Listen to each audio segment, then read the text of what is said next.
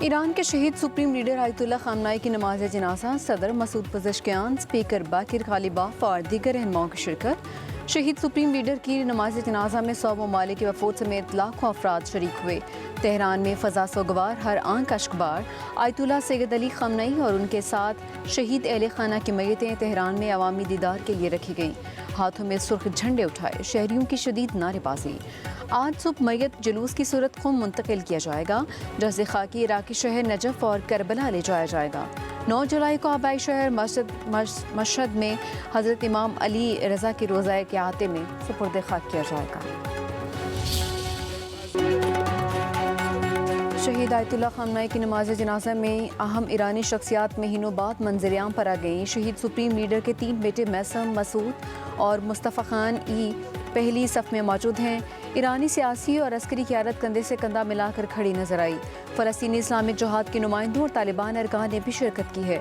روس کے سابق صدر دمیتری میدووف کی بھی بطور خصوصی ایلچی آخری رسومات میں شرکت۔ بیجنگ کی جانب سے سینئر چینی قانوندان ہی وے نے بھی شرکت کی ہے اور باقر غالباف سے ملاقات بھی کی۔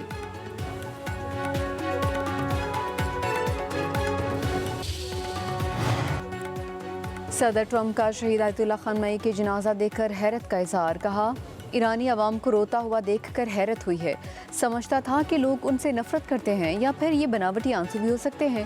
امریکہ چاہے تو اس موقع پر تمام ایرانی قیادت کو ایک ہی وار میں ختم کر سکتا ہے، لیکن ایسا اس لیے نہیں کریں گے کیونکہ مذاکرات کے لیے کوئی نہیں بچے گا۔ صدر ٹرمپ نے کہا کہ ایران اور امریکہ نے اتفاق کیا ہے کہ سپریم لیڈر کے جنازے کی وجہ سے مذاکرات میں 1 ہفتے وقفہ ہوگا۔ اس دوران کوئی بھی ایک دوسرے پر حملہ نہیں کرے گا۔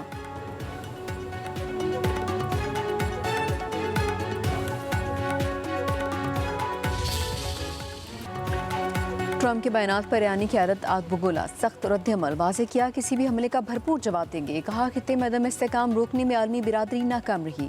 ادھر ایرانی وزارت انٹیلیجنس نے شہداء کے خون کا بدلہ لینے کا بھی اعلان کر دیا۔ ایرانی صدر مسعود پزشکیان کا کہنا ہے کہ ایران اتحاد اور مزاحمت کی پالیسی پر قائم رہے گا۔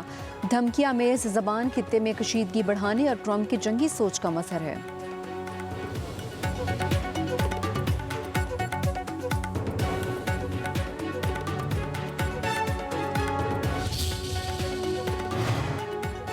وزیر دفاع خواجہ آصف کا بھارتی پروپیگنڈے پر سخت رد عمل، کہتے ہیں ان کے خلاف ذاتی حملوں یا انہیں ذہنی طور پر غیر مستحکم قرار دینے کے حقائق تبدیل نہیں ہوں گے۔ گزشتہ سال جنگ میں شکست کے بعد بھارتی وزیراعظم نریندر مودی شدید دباؤ کا شکار ہیں۔ اس قسم کی مہمات سے ان کی ساکھ بحال نہیں ہو سکتی۔ مودی کی ساکھ عالمی شعبدہ باز کے طور پر اکھڑی ہے۔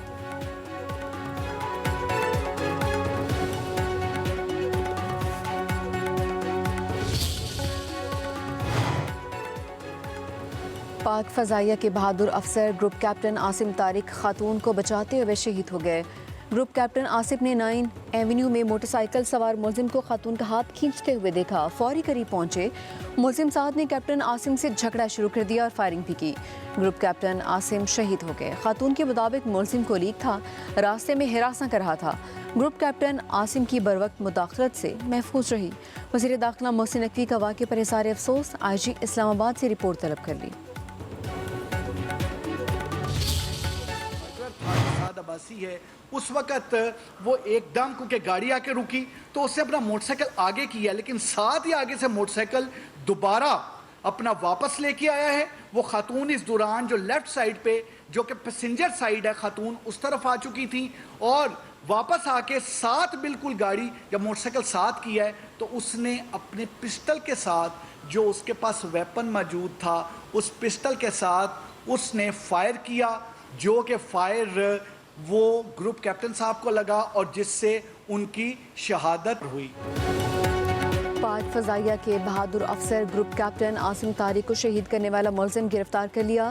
20 سالہ ملزم سعد عباسی خاتون نمرہ ایک ہی جگہ کام کرتے تھے۔ آئی جی اسلام آباد علی ناصر رضوی کی میڈیا بریفنگ، بتایا ملزم خاتون کو ماضی میں بھی پک کرتا رہا ہے۔ کسی اور جگہ لے جانے کی کوشش میں دونوں میں تکرار ہوئی۔ گروپ کیپٹن نے انہیں دیکھا اور ملزم کو روکا۔ اسی دوران سعد عباسی نے پسٹل سے فائر کر دیا۔ گروپ کیپٹن کی شہادت موقع پر ہی ہو گئی۔ ملزم اور خاتون کا گھر زیادہ دور نہیں تھا۔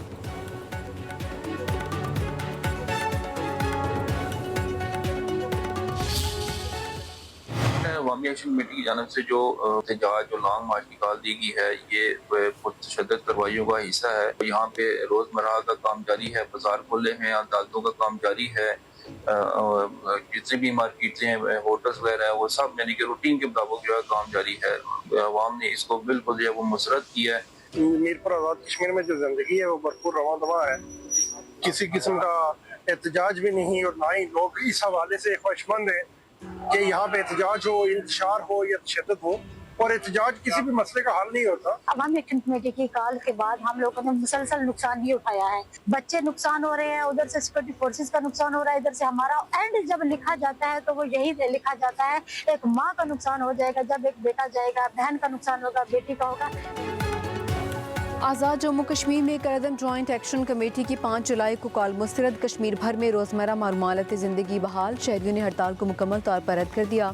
شہریوں کا کہنا ہے کہ یہ کال کردم ایکشن کمیٹی کی پرتشدد کارروائیوں اور انتشار پھیلانے کی ایک اور مذموم کوشش ہے. عوام جھوٹی افواہوں پر دھیان نہ دیں, اپنے کاروباری معاملات معمول کے مطابق چلائیں.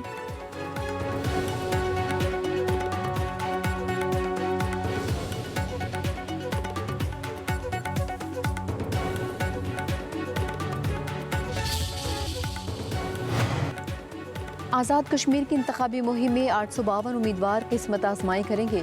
الیکشن کمیشن نے حتمی فہرست جاری کر دی. مجموعی طور پر 1255 امیدواروں نے کاغذات جمع کروائے, 313 نے کاغذات واپس لے لیے. ضلع مظفر آباد کے 5 حلقوں میں 126, ضلع میرپور کے 4 حلقوں میں 98, کوٹلی کے 6 حلقوں میں 135 امیدوار میدان میں اتر گئے ہیں.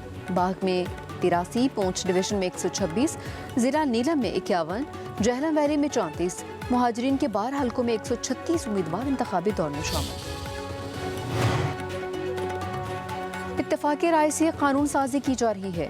ٹیلی کمیونیکیشن ایکٹ میں ترمیم وقت کا تقاضا ہے. وفاقی وزراء اعظم نذیر تارڑ اور شیزہ فاطمہ کی نیوز کانفرنس. وزیر آئی ٹی شیزہ فاطمہ نے کہا کہ ٹیکنالوجی کی ترقی کے ساتھ ڈیٹا کی ضرورت بڑھتی گئی, وقت کے ساتھ ساتھ نظام میں بہتری لانا ضروری ہے. وزیر اعظم سے کہا ہے کہ بل سے متعلق لگائے گئے الزامات کی انکوائری کروائی جائے. اعظم نذیر تارڑ نے کہا کہ کمیٹی کو ایک کمپنی کو نوازے جانے کے الزام کے کوئی شواہد نہیں ملے. اسمبلی سے بل 6 ترامیم کے ساتھ منظور ہوا ہے.